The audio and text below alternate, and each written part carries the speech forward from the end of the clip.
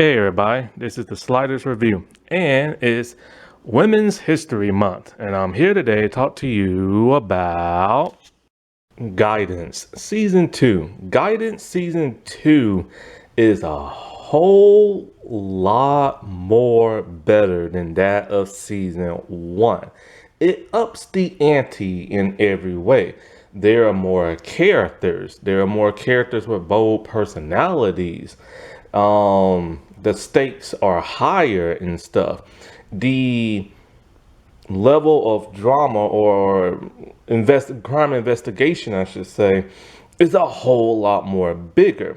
It deals, like, in the very opening of the show, you get thrust into a school shooting, but it's not your traditional kind. This is at like a dance prom type thing, and there's only one person who has been shot. There's a motive behind it, but we do not know. Everything set in the present is there at the prom after the person got shot, and when the police are investigating people and stuff. Then we get taken back to a series of flashbacks that show a person's potential motive and everything. And the the flashbacks, I'm about to say flashbacks. The flashbacks are pretty much like the central focus of the entirety of the show. So you basically live in the past and barely live in that of the present. And the pacing is really good this season. The dialogue is pretty good as well. And the motive to why somebody would have like this agenda is pretty interesting and stuff. Problem is, you don't know who got shot or who the shooter is until around episode 5. So it builds you up for those first 5 episodes of who did it and who got it. But here's the thing, by episode 5, you do not know who the shooter is, but you know who got shot. And you know that this person is not a good person. And so then you go for the rest of the 6 episodes, and by the 9th episode, then we know who the shooters are. And then it's the aftermath of all that. So it's pretty intense. And also you have more locations this season. You're not just like stuck in the guidance office and everything. So there's not that many different locations, but there's enough more than the last season. And I really love how they went like up the ante and everything. And that was like, because if it would have been just stuck in the narrative of season 1, like I said before, season 1's not bad. It's just more like a template of, it's just like, it's trying to be safe and everything. But season 2 just like ups the ante. And like I said before, when you get to season 3, it ups the ante even more. But season 2 is by far my all-time favorite and stuff. They utilize the flashbacks very effectively and everything. Not to mention it has a killer intro and a killer intro song, who is sung by Diamond White, who is also starring in this show. And this song is phenomenal. Her voice is phenomenal. She has a YouTube channel. Go check it out. Like, the song, like that, oh my God, dude, that song, like, Let Me, it's a cover of another singer, CrossFit, I believe. The actual singer or group or whatever sung the original. The original is good too, but Diamond White sings it better. And that's no shade to the original, but hey, I'm just saying. And so this series is created by S.J. Hodges, and she's a writer, producer, creator, and stuff like that. And it's executive produced by that of Michelle Trachtenberg, who played the counselor in the first season and who was Dawn in Buffy the Vampire Slayer, and Harriet the Spy. Now, this is an awesomeness show that I forget the channel it used to come on, some kind of like show for like teen, but this is basically teen dramas and stuff like that that have like young teen stars, former Disney, Nickelodeon stars, and people who do YouTube channels and Vine back in the day. And I like to think of this show as Baywatch meets 13 Reasons Why. Why Baywatch, you might be asking? Well, I've said it before. It's like the Baywatch formula is you have lifeguards who do anything but lifeguard. They stop terrorist organizations. They stop bombs. They stop like gangsters. They stop people like trying to take over big corporations, stuff like that. So they do everything but lifeguard. And in this show, you have a guidance counselor who goes above and beyond her ranks and tries to solve like some type of like crime within the school, which is weird and bizarre, but it's a nice premise and change of scenery for a drama show. And of course, 13 Reasons Why, because it's just all the drama stuff. But it's more watered down than 13 Reasons Why. And, you know, the acting in this show is pretty good. Like, you know, I really don't have no complaints and stuff. Even by the person who's like a trained dancer who's acting in this show as the lead, and a singer who has like a minor role in this show. For the most part, they do a pretty good job and everything.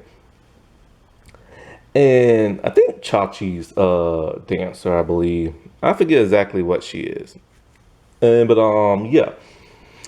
Now, the counselor in this, I don't recognize her from anything like Disney or Nickelodeon related, because the first counselor from the first season is a former Nickelodeon, I think, like movie star. I think the first Harry and the Spy was like a Nickelodeon movie or something like that. But then, of course, she went on to Buffy, and this one, and then the third one came from Disney Channel, and this one, well, Disney Channel movie, that is. And this one came from Jane by Design, which was she was the lead in that show, but I never watched that show because I could care less about fashion and stuff. But like, you can find this on Paramount Plus. It was originally on Hulu. That's how I watched it many years ago. And I've been wanting to talk about this show forever and ever and ever, but I need to get my bearings. And of course, it wasn't on Hulu no more, and I just got Paramount Plus. And so you can watch it there. A couple of more awesomeness shows are on there as well. Now, this season is not perfect. Although the writing is much better than that of season 1, there are some things that happen towards the end of this season that just seems kind of unrealistic. And like, you know, and I'll get into that a little bit later. Like, pretty much everybody gets their happy ending, and some people do not get punished even though they should. But unlike 13 Reasons Why, when this person does a bad deed, that person gets punished, and that's a good thing.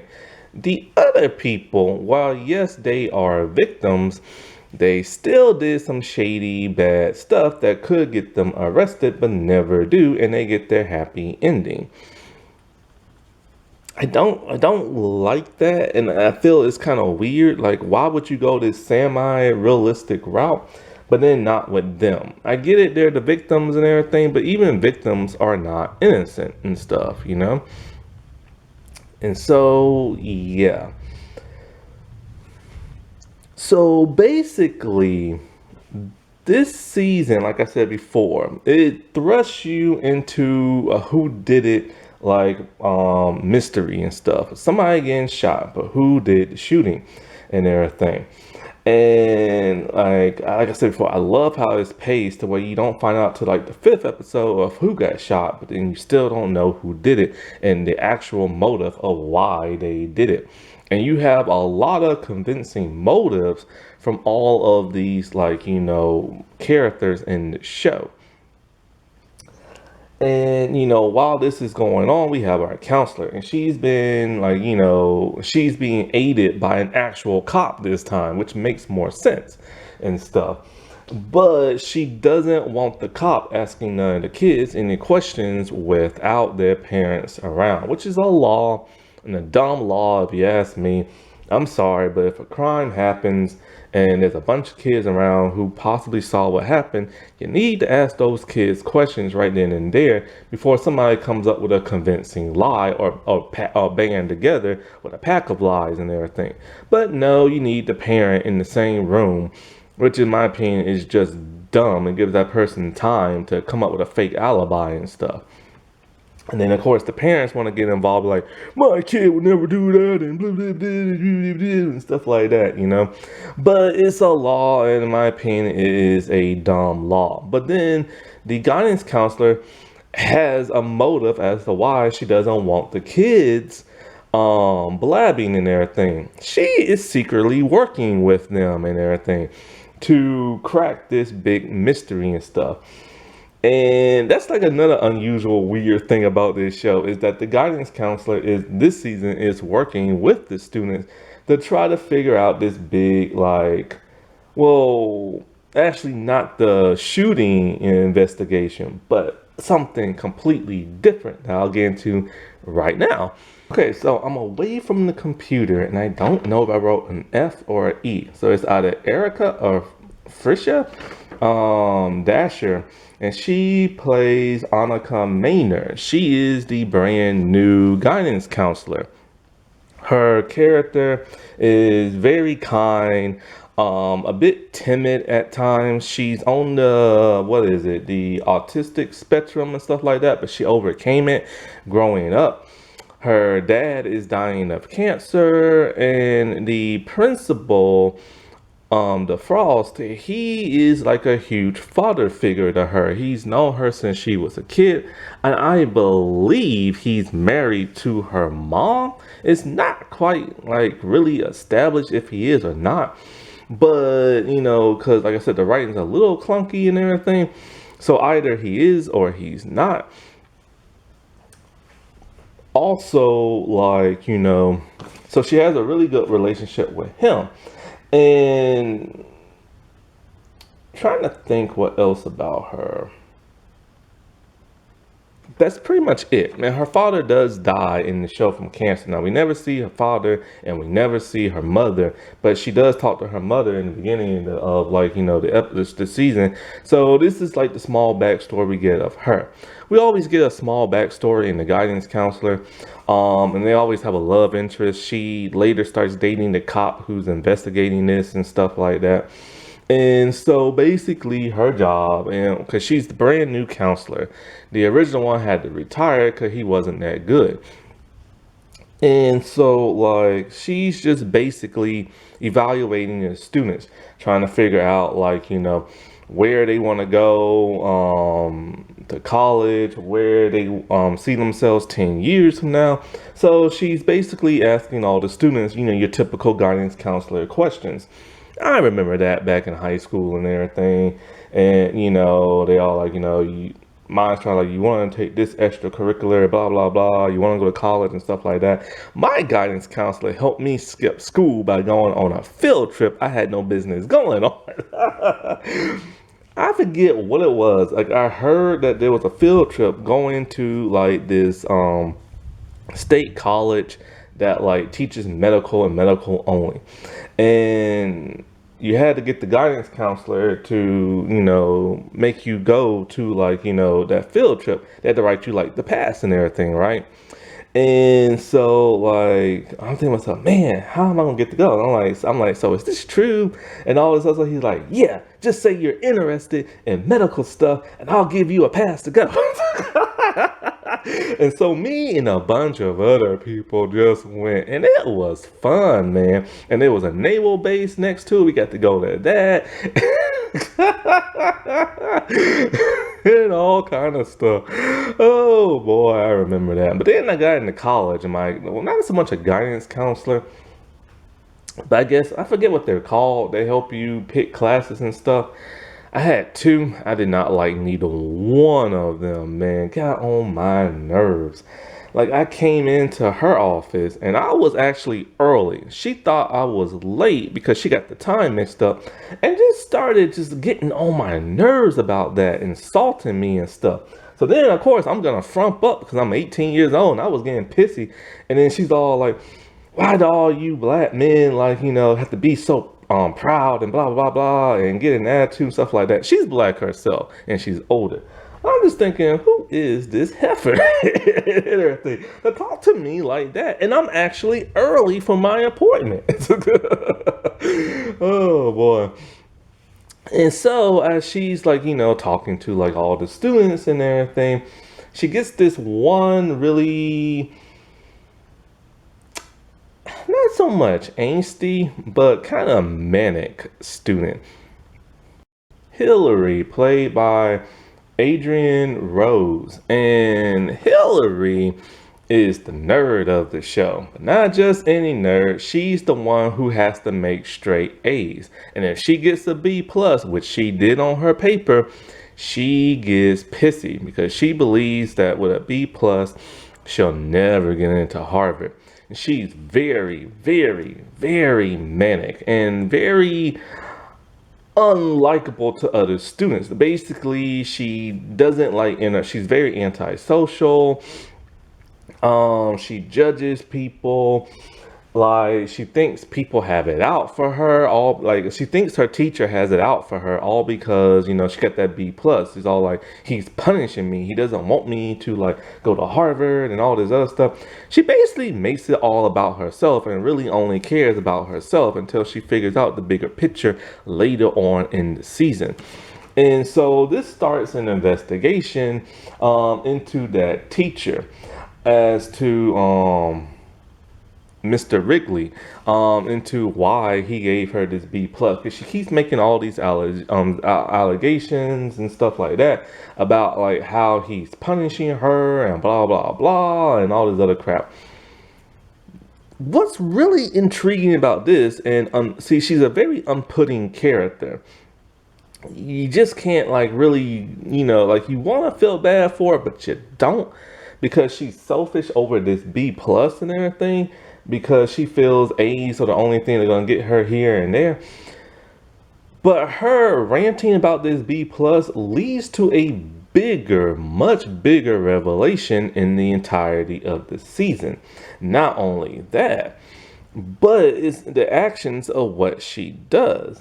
See, she gets so pissy when the investigation doesn't turn out the way she wants to, that she goes on kind of like this, it's not really so much a podcast, but it's like, it's this thing for students where you can upload stuff and like videos and stuff like that. A vlog, I guess you can say. Any student can post anything there, but it has to be approved by the administrator and stuff. And the administrator is like this one student who was convinced to make it by the guidance counselor. And so like she uploaded a video about like, the teacher and stuff, talking about how he had, she didn't mention him by name. She's like, this one teacher is like cruel and terrible, has a hit piece against me and doesn't want me to get into Harvard and blah, blah, blah. And, and it's because I don't wear short skirts and everything. And, this teacher, and she starts to mention his name, like she'll say, Rip, but then she stops herself and she's all like, he'll ask like certain like students, like girls and cheerleaders to sit in the front. And those be like his favorite students. And he always gives them A's and, and like, he puts me in a way back because, I don't succumb to his flirtatious ways and blah, blah, blah and stuff like that.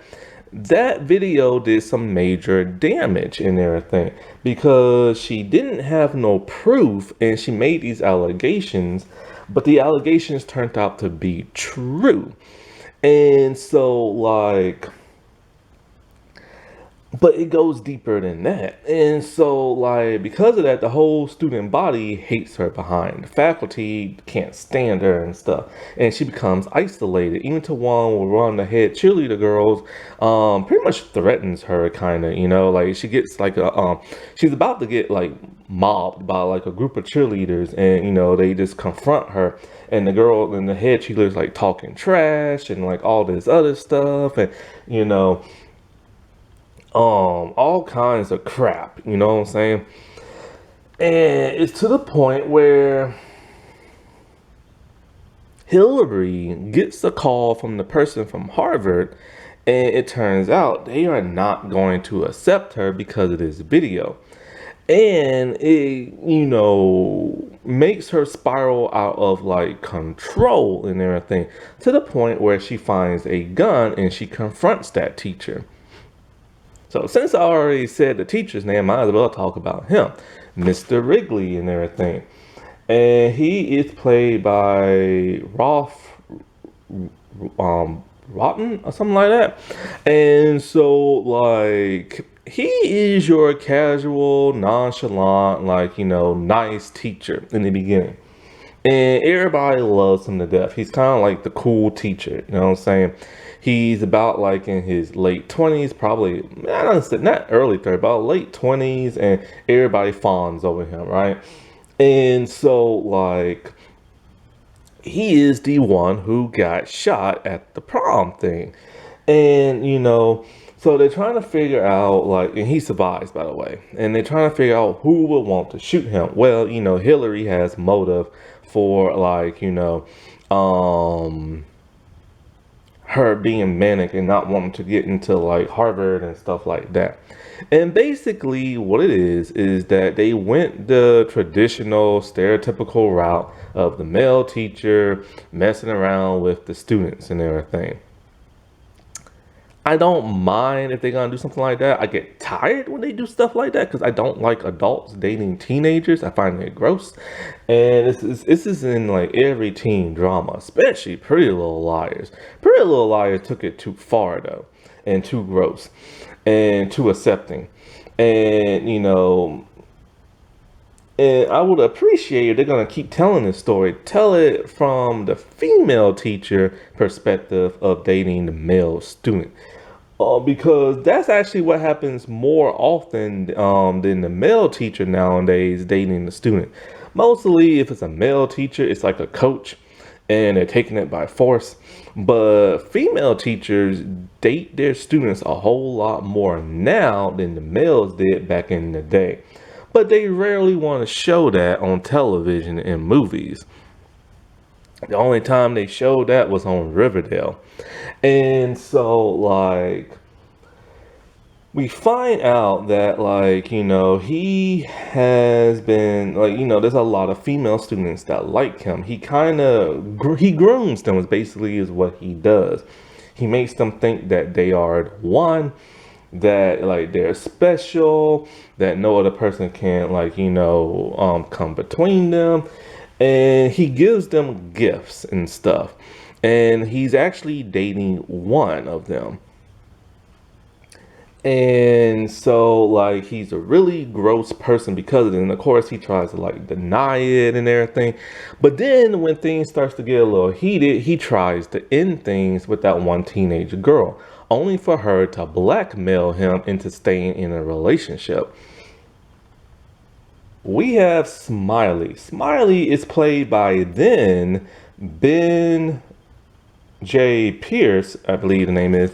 But now Ben goes by Mrs. Oh, not Mrs., but Miss Benny. Why? Because the actor has transitioned into that of a woman, and now he is a she. But when I'm referring to this character of Smiley, I'm going to refer to him as a him, or her as a him, because, it's a male student and stuff. Smiley is your flamboyant gay character. And he's basically always vlogging everything with his phone, recording all the like juicy stuff that happens in all these like teen drama stuff. And he talks about it and he posts it like online. And it pisses off a lot of students and stuff, He's basically just in your face. And it's very annoying and everything. He's kind of like a student TMZ. And so the guidance counselor tells him, this one day could like probably backfire on you, but if you're going to do it in a more constructive kind of way where everybody can participate and upload videos. So he's the one who has, I think it's called the Alliance. Basically any student can like post to like his site, and he's the administrator and stuff like that. And that's where Hillary's video got put on there. And so like, he somehow gets thrust into this investigation because he's the one vlogging as the person, the teacher got shot and all this other stuff. And he has video footage. In the video footage, isn't showing the person, isn't showing the teacher getting shot, but pretty much the aftermath that makes the guidance counselor be all like, oh, wait, like, this person could actually be the shooter and not this other person. And so his video footage, even though it's so annoying and it's an invasion of privacy, it becomes crucial in this overall investigation. Now, he does have one line that's interesting because, see, when Hillary posted that rant, she did it late at night. She went to sleep and realized, oh crap, what did I do? And so she kept texting him over and over and over and over for him to delete it. And he skipped school that day. And so she begged him like not to post it, and he promised her Scout's honor and everything. Soon as she left the room, he's all like, F the Scouts, they beat me up. And he posted the video anyway. And so it's really jacked up that he posted that video anyways after he said he wouldn't. But that, like I said before, that rant became very crucial into the overall investigation and stuff. Because Polly is the one who saw that video and commented. And her comment is what led into the whole sexual assault angle of the story. Polly is an adult. She used to go to school there, but she dropped out, I think, her sophomore year. Why? Because she was secretly in a relationship with Mr. Wrigley and stuff. And she ended up getting pregnant. By that time, it caused her so much depression, I can't talk, depression that like she tried to like off herself and everything. So now she's being labeled as like a crazy person. And he was her favorite until she no longer was, and he'll put her like in the back of the class, and it caused her to like spiral out of control and stuff like that. So she drops out, she gets a job being a waitress, and she has a 4-year-old baby and stuff that she has to take care of. Well, she shows up at the school to get her transfer papers and stuff because she's never went to college and she never finished school and stuff. But she wanted her transcript or something like that. And so, her and the guidance counselor gets to talking, and then she leaves because she feels that the guidance counselor is judging her for, the cut on her wrist and like dropping out of school and this and that. And so, but when she sees Hillary's video, she decides to chime in and comment. She won't reveal herself, but basically, she says that, she was his favorite student. They had a relationship and blah, blah, stuff like that. And this leads on to the ongoing investigation of now them being very more suspicious of Mr. Wrigley and stuff. Basically, when the craziness happens at the prom, somebody calls her and stuff like that, that worries her out, and she goes there. She will not reveal publicly what happened with her and Wrigley. After the kids like track her down and everything, like she tells Hillary, but she tells Hillary to keep it a secret and stuff. So Hillary knows all this, but will not tell nobody and stuff. And like I said before, after knowing all this, Hillary like spazzed out about the Harvard thing and like, pulled a gun on Wrigley.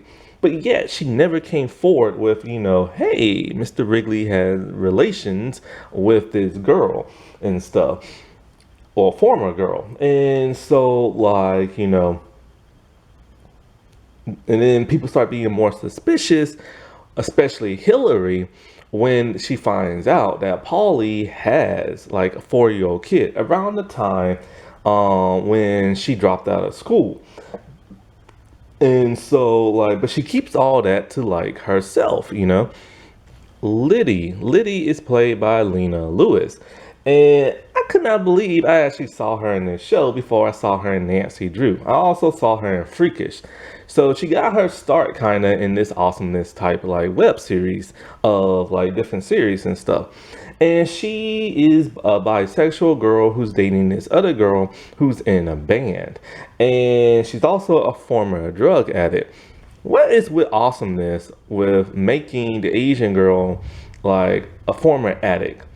Like I've noticed they have a pattern. Like there's another awesomeness show called Light as a Feather.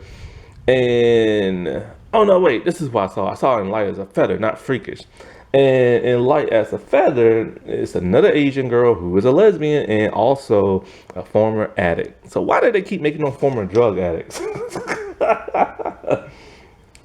But Liddy um is dating this one girl named Alana. And Alana is very the jealous, like mean, rude type. And it gets to the point where they break up and everything.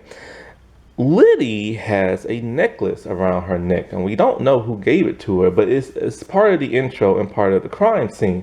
Basically, Wrigley gave it to her. She plays guitar, and so does he. So they don't have class together, but he teaches her, like, after school and stuff, how to play the guitar. And sometimes they go to bands together and see concerts, or they go to concerts together and see bands. And this, of course, is inappropriate because your teacher is not supposed to hang out with you after school and take you places. She becomes infatuated with him, but they never date. But he does groom her into thinking she's the one, she's special, and and gives her like the necklace and stuff. This is where Lila and a couple of other students like figure that out. And they keep trying to tell her, like, yo, this dude is a bad dude, but she will not listen because she does not want to believe it and stuff, because she just thinks he's like the greatest because he's so charming. Also, she has a bad relationship with her father. And so he acts as kind of like a father figure to her. And, so he grooms her in that capacity. Ozo is the drug dealer of the school, and he's basically this like emo kid who skateboards around and sell drugs to people. But he's a little gangsterous at the same time because he sells drugs. He knows a lot of rough people, and if anybody gets in the way of his organization, all he has to do is contact his people, and they will rough the other students up. But he also carries a gun with him. And so, he used to date this other girl named Brianna. And Brianna's boyfriend starts to become jealous because he thinks they're secretly dating and everything. But they're not. When the boyfriend tries to rough him up, he shows him, look, man, look what I got in my pants and stuff like that. And it's not a shillelagh. It's a gun and everything. And so, so he is kind of like this sketchy kind of character. But when all this craziness starts going on with the teacher and he starts putting two and two together, and I think he sees something go on. I can't remember. He sees, I think, Brienne, he sees somebody.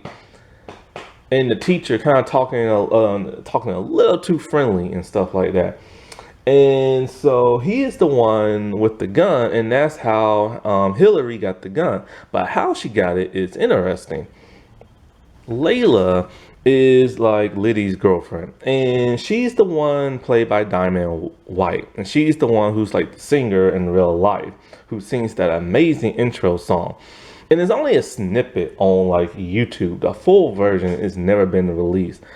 Oh, my God, it would have been so beautiful. It's a beautiful song, man. But anyway, her voice is powerful. And so, what is it? So she is the very jealous type, and she's also rude in the Bill in the Ghetto side and stuff like that. She's rude to everybody. So it's not like she's rude to just men, how they write modern day females or modern day lesbians and stuff. She's just rude to everybody. So I'm okay with that because equal footing and stuff. And she's hyper jealous of Layla to the point of where they break up. And so she joins the investigation of what's going on with Wrigley. Her, Ozo, and this other dude, they trash Mr. Wrigley's classroom. They're sending him a message, and they break his guitar. She has a smaller role in the show. Tyler is the boyfriend of Brianna, and Tyler is a control freak. He's basically mapped out his entire life and that of Brianna's. They're gonna go to the same college. I can't remember. She's probably gonna be a sit-home wife or something like that. I can't remember what. And he's gonna be like a senator and everything and work his way up. and he had a restraining order against him at his previous school. And he is the hothead of the show. He's very volatile when he doesn't, like, things don't go his way with Brianna. He is even more jealous than that of Lila and stuff. And it's to the point he starts spying on Brianna because he finds out that Brianna isn't going to go to the college he wants her to go to, but she's going to go to a state school. This pisses him off to where he's mad at the guidance counselor because she told her, follow your own dreams and not that of your boyfriend's. And so he's a very threatening character to where you think he's a really bad person. And so when he finds out Brianna is possibly cheating on him, like, he sees that she bought shoes for like somebody, right? And with the love note, and he doesn't know who that is. So he starts going through like her phone, going through her locker, going through her bag, and he starts to see that she is indeed cheating on him, but he doesn't know with who. And so when he does find out, he's so volatile, he wants to rip that dude's throat out and stuff. At first he thought it was Ozo, but it wasn't. And so him and Ozo become friends after this. And when they decide that it's Mr. Wrigley who's having the affair with his girlfriend, that he just wants to like straight up like murder that dude. So he wants Ozo's gun, but Ozo will not give it to him because they all got a plan to expose the teacher and stuff. But being as volatile as Tyler is, he's gonna blow it and everything. When Ozo is finally able to calm Tyler down, and Tyler leaves, this is when Hillary sees where Ozo hides his gun outside, and that's how she got it. And so when Wrigley got shot, there's tons of blood on Tyler. People assumed it was him, and the police takes him away. And he even confesses to like the shooting and everything. And he calls his dad. His dad's like a senator or former senator and everything, and tells him get the best lawyer you can. And you're gonna have to bail me out and all this other stuff. And I'm the one who's like he literally tells his dad, I'm the shooter. But he's not the shooter. That's the thing. He's covering for somebody. And so yeah. And that leads us to our last character. Well, other than that of the principal. The principal, the Frost, he's not covering up like, the what's been going on, because he doesn't know what's been going on with Wrigley. Basically, he just thinks Wrigley's a great guy and he could do no wrong. And so like he tells I think it's Eric Allen something who plays him. And so like he basically tells the guidance counselor, stop investigating this and blah blah blah. But he knows something. I mean, he does know about Wrigley. He doesn't know what's currently going on, but he knows about the Polly thing. Because when Polly came to him, he just brushed it off and everything, which caused her to spiral even more out of control. So he is guilty because of that. And so when all this stuff comes to revelation, the guidance counselor forces him to resign. And as an act of like kindness, he writes that Polly a check so that she can have a scholarship and everything, because she later gets her GED and stuff when she comes forward with everything.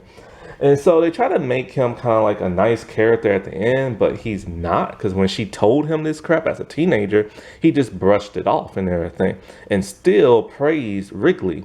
But now this brings us to our final character, Brianna, played by Chachi Gonzalez and everything. People love Chachi. Like whenever you see her in the whenever I read the comment section, people are like, "It's Chachi," and everything. Like they just love this dancer and stuff. But yeah, she had a small role. I remember I saw her in Freakish, and that was just a teeny tiny role. And I think I saw her in a dance video along with Jade Shamaritz. I think she might have played the bully in that. I can't remember. But she was dancing in that video. It's a cool video, man. You gotta check it out. But anyway, it's like her and it's Jade Shamaritz in it. So anyway, Chachi is the popular girl. She's dating Tyler. but she doesn't want to go to the college he wants her to go to. She wants to go to state because she wants to be close to Wrigley and everything. And so it is later revealed that her and Wrigley are in a relationship. They are actually dating and they're sleeping together. And he does the whole grooming, charming thing on her, and it worked to where she fell in love with him. She is a victim in all of this. And she's cheating on Tyler and stuff. So whenever people say bad stuff about Wrigley, she's always the first person to defend him. She defended him against Hillary when she made that video in almost a threatening, mean girl kind of way. When she finds out that Liddy got a necklace by Wrigley, she goes like nuclear and everything and rips the necklace off and wants to know, like, the truth and stuff. This is when, also before all that, like I said before, Wrigley tried to end things with her. Because, people were starting to figure stuff out.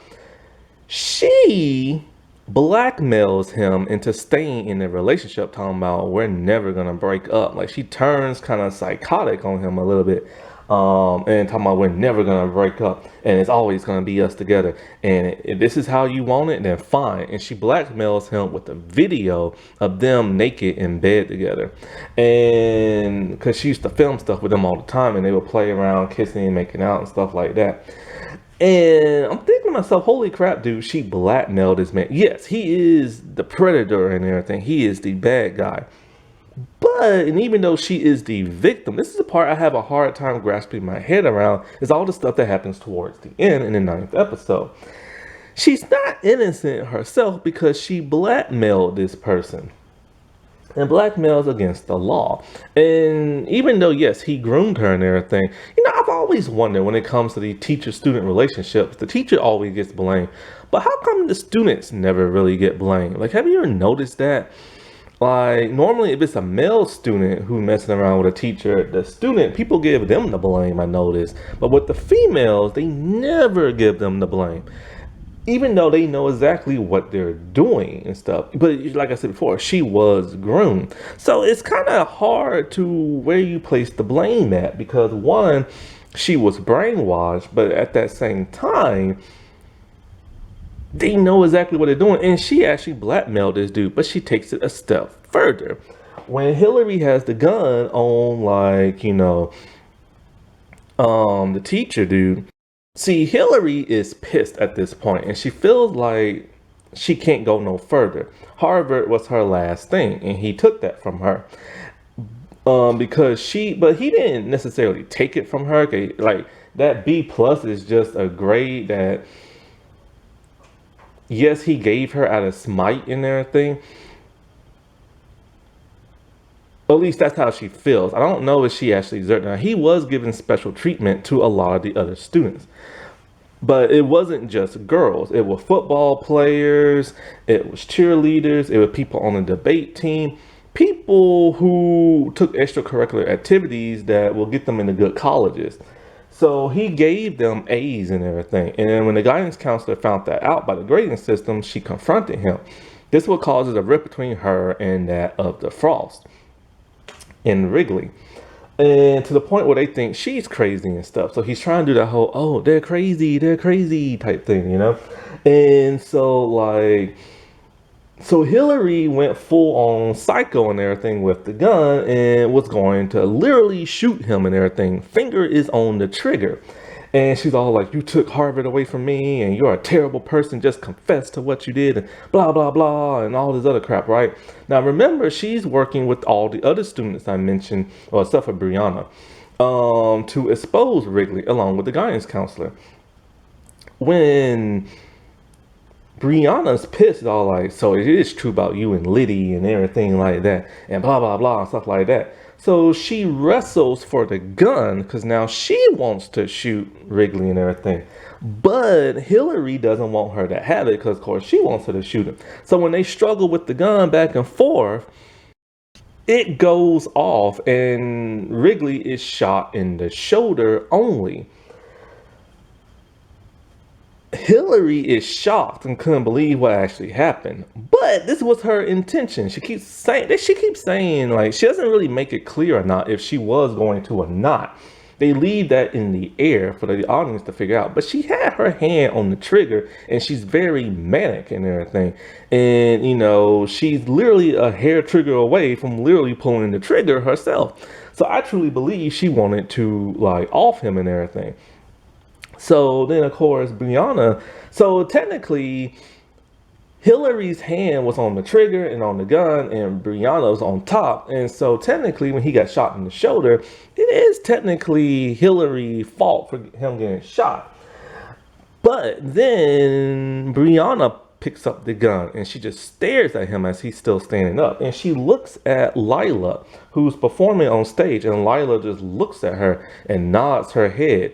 And Brianna decides, I'm just gonna do it. And she shoots him in the gut.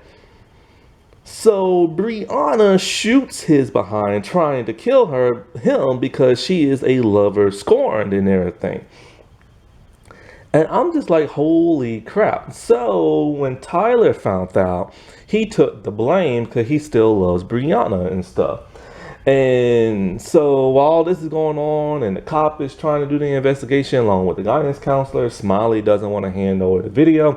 But the cop eventually finds out what happened because I had to clear my throat. Because, you know, the guidance counselor like tells and everything.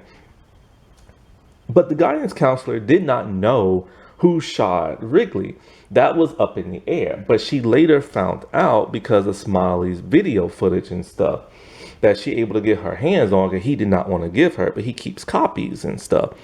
And so, because he was editing stuff and he's feel like, this is my investigation and I'll give it to you when I'm ready. And like, no, dude, this is evidence and everything. You are not TMZ. So this is when I say the writing gets a little clunky and stuff. But anyway, so she figures out what happens and she confronts Hillary about it. And Hillary tells her everything that happens. They do a DNA test on Paulie's little girl. It confirms to be, what's his name? And he's still in denial and everything. But then later say he loved the girls and stuff like that. And of course he gets arrested. But he doesn't spend that much time in jail. I think maybe only like a year or something like that. And people are outraged because, you know, he is a sexual assaulter and everything. What's it called when it's to a minor? I forget. Statutory and everything.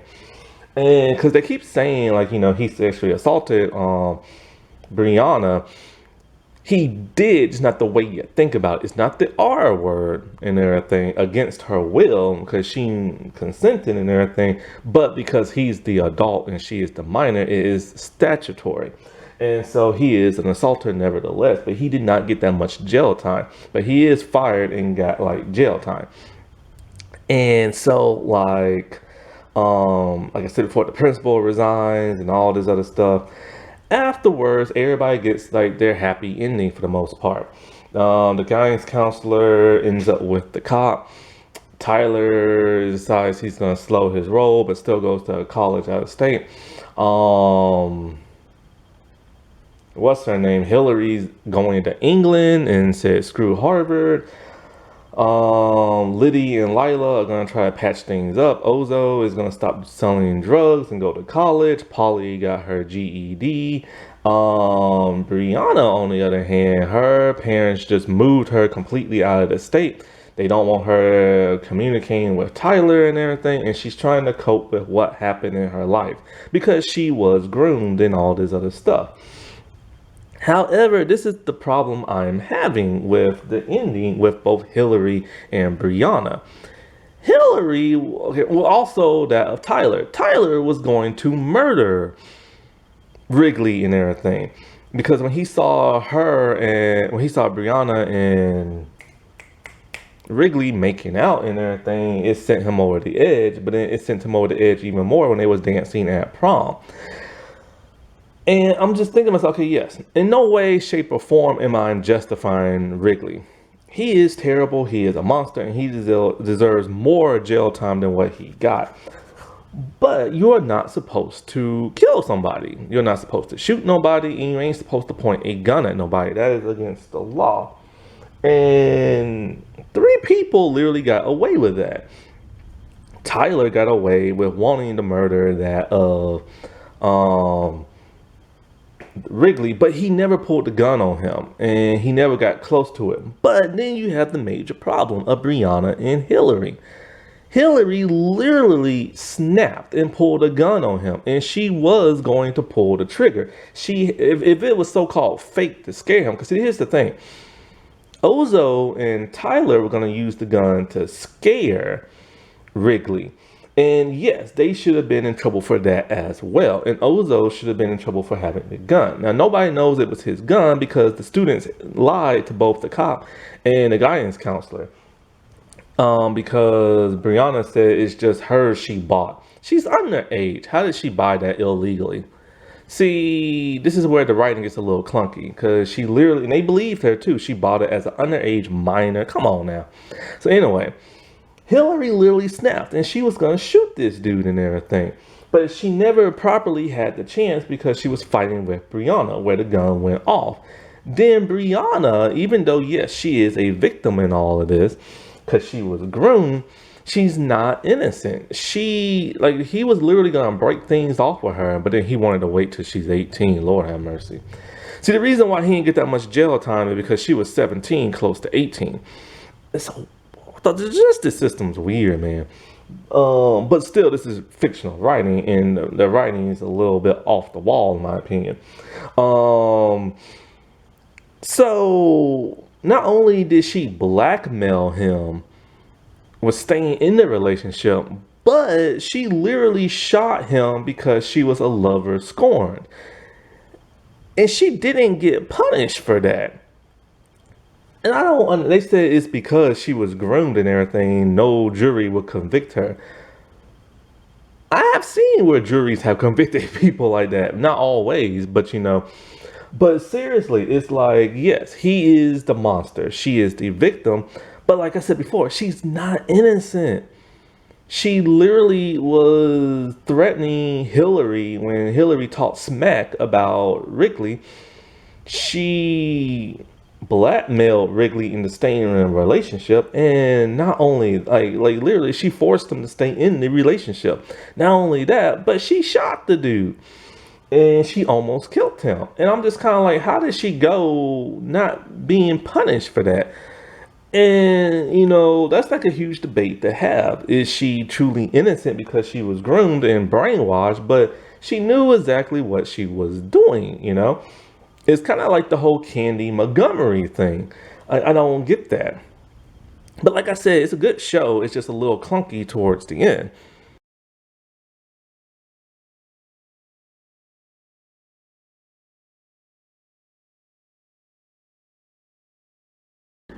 Happy Women's History Month, everybody.